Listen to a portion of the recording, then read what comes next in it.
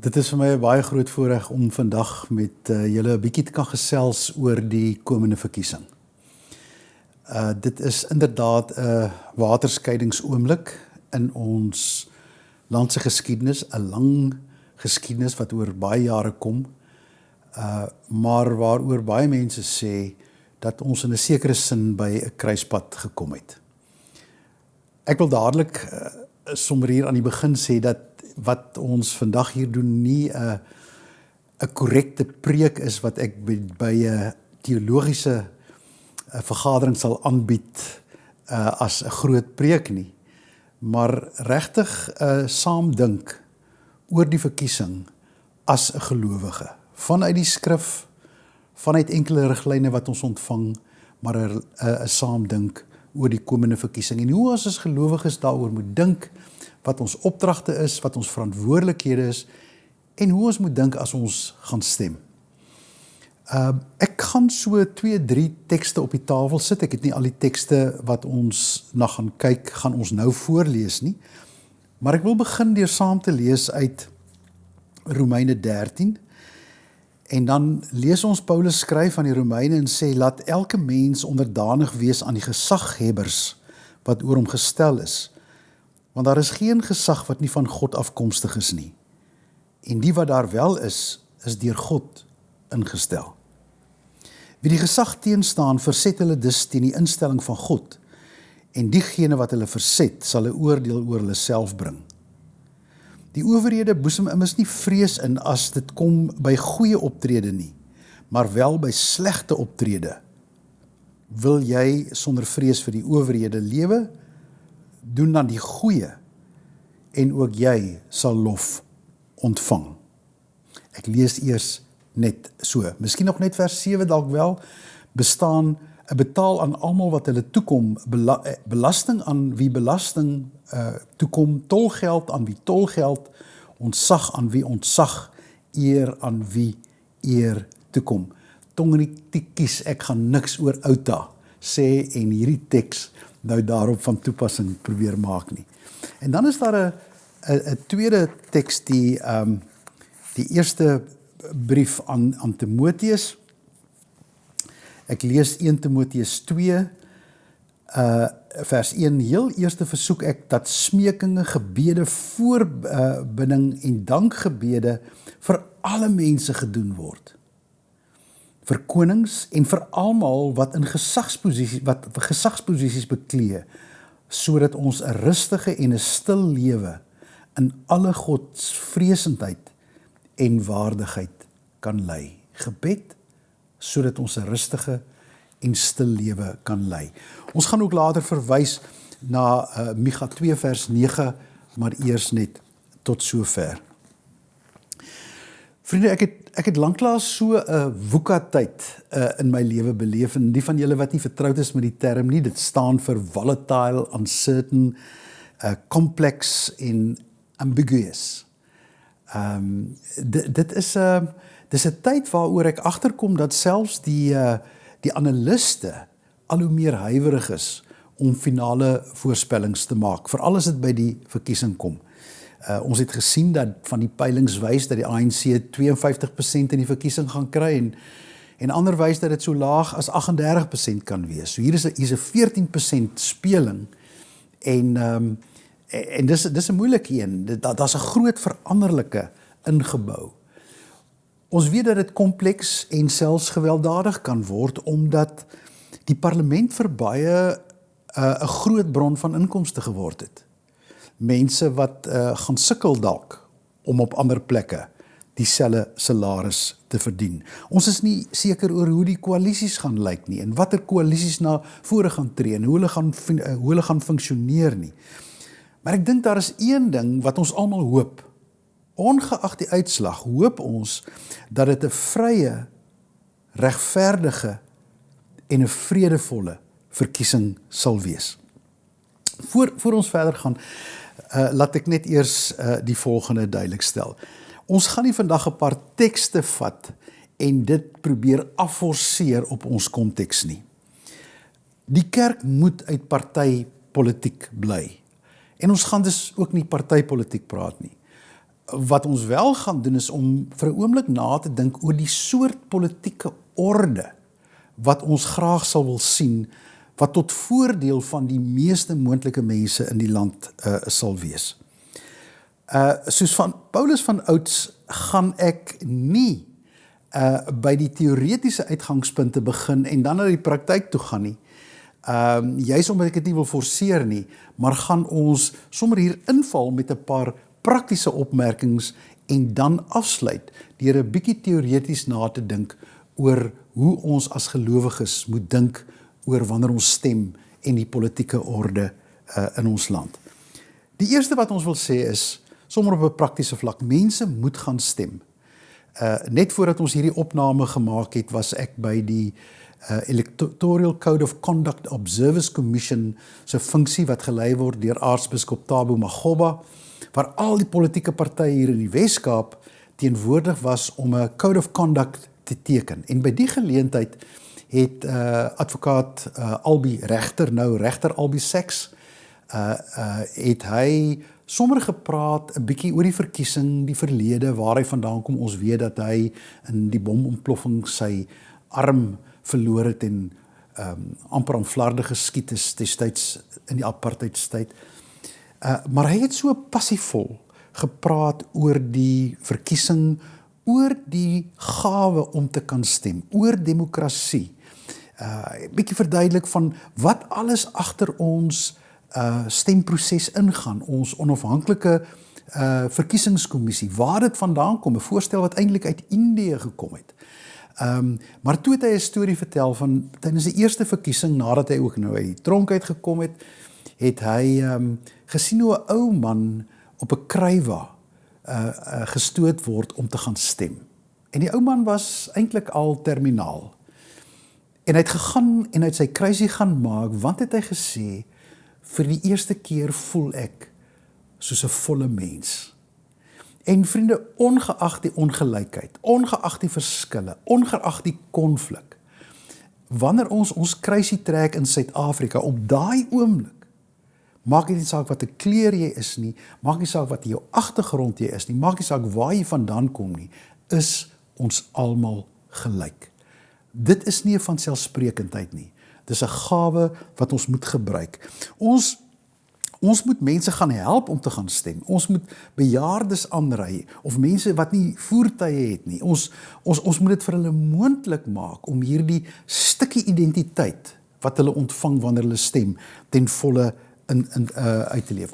Ons moet bid, regtig bid vir 'n vredevolle uitkoms, vir 'n goeie uitkoms. Ons kan ons as monitors laat registreer. Ek weet, teen die tyd dat jy na hierdie opname kyk, is die tyd dalk verby, maar doeteenvoudig om waarnemers, monitors te wees. En daar's verskillende maniere hoe mens jou gesig kan wys om seker te maak dat hierdie verkiesing vry en regverdig verloop. En as jy nog inligting daaroor nodig het, kontak asseblief die kantoor. Maar daar's 'n laaste belangrike ding wat ek sommer net so inleidend wil sê.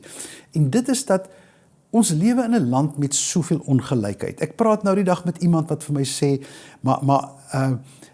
toe ek vir hom sê, wil hy vir hierdie party stem, en hy sê vir my, en ek sê vir my, hierdie party gaan onstabiliteit bring, toe sê hy vir my so, hy sê, onstabiel?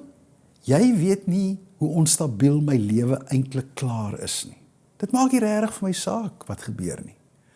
Vriende, ons lewe in 'n land met ongelooflike uitdagings en van die beste bydraes wat ons tot hierdie verkiesing en die verkiesings hierna kan lewer, is om regtig te bou aan 'n gemeenskap, aan sosiale kohesie, aan die veranderende omstandighede van soveel mense in ons land.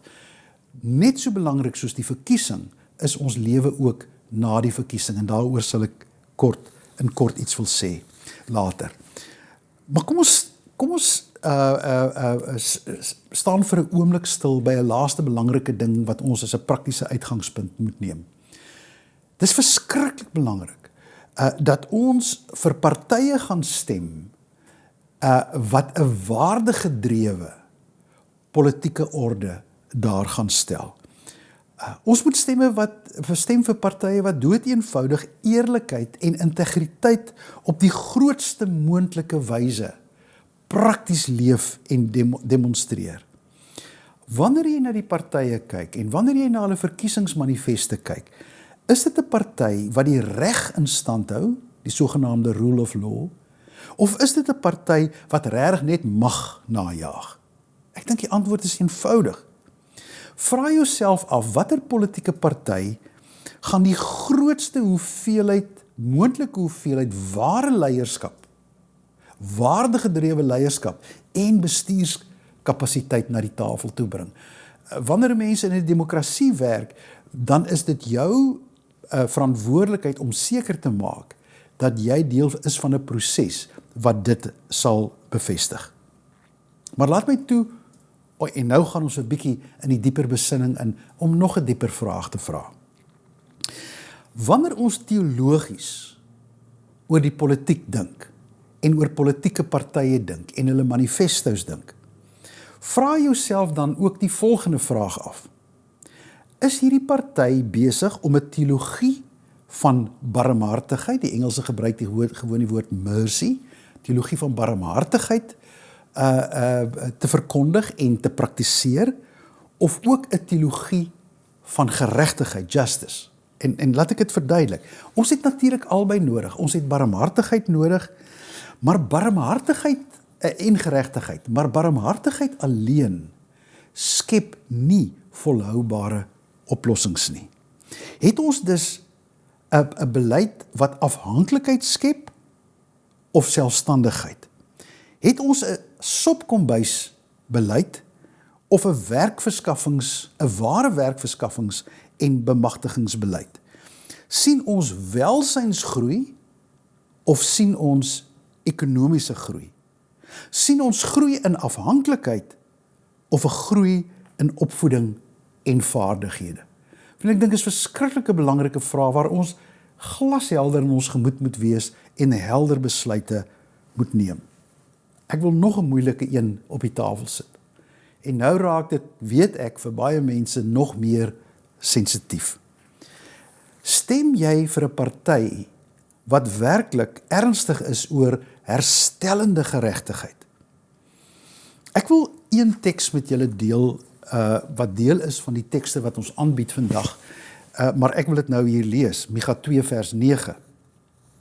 Daar staan in die nuwe vertaling, julle verdryf vroue uit die huise waarin hulle verknog is, en ontneem hulle kinders die waardigheid wat hulle van God ontvang het. Dis God se oordeel by monde van Micha in 'n tyd lank gelede. Vriende, ek is ongemaklik daarmee as mense vashak by apartheid. Maar ek is ook ongemaklik daarmee as mense nie verstaan wat apartheid aan hierdie land gedoen het nie.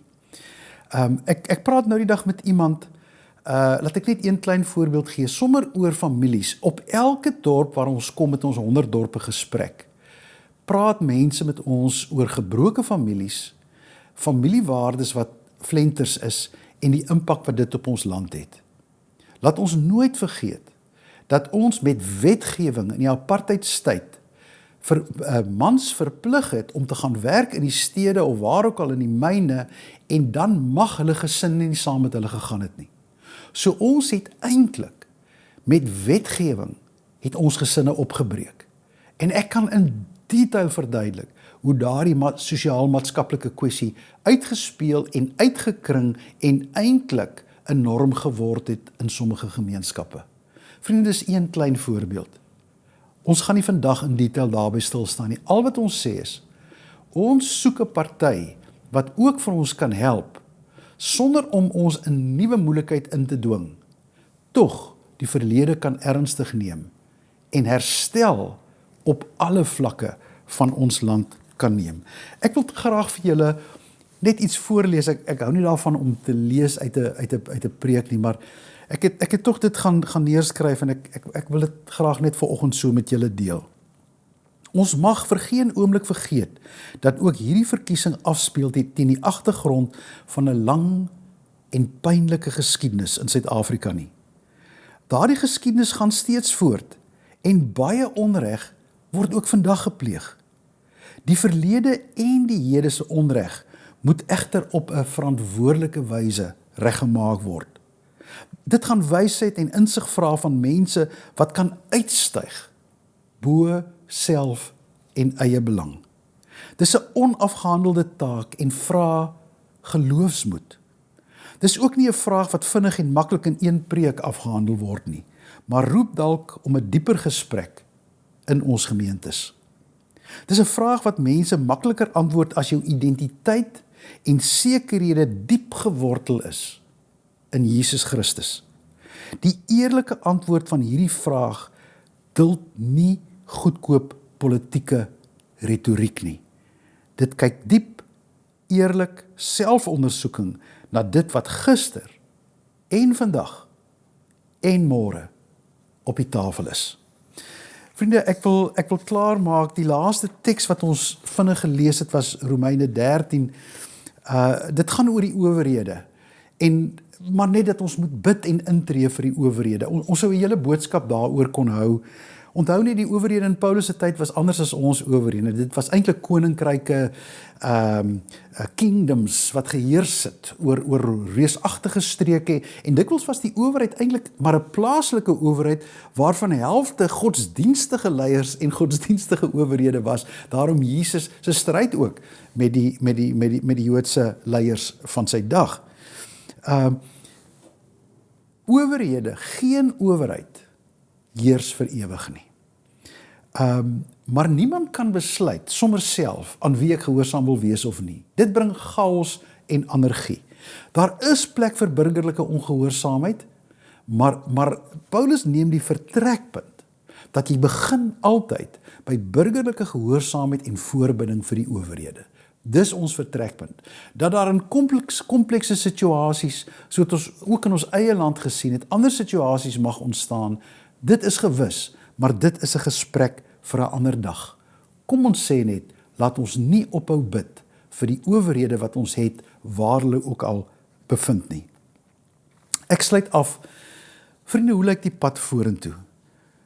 Ongeag wat die uitslag van die verkiesing is, weet ek dat ons een versoende gemeenskap nodig het, nie net tydens die verkiesing nie, maar veral ook na die verkiesing. 'n verdeelde kerk baar verdeelde gemeenskappe wat weer verdeelde regerings tot gevolg het.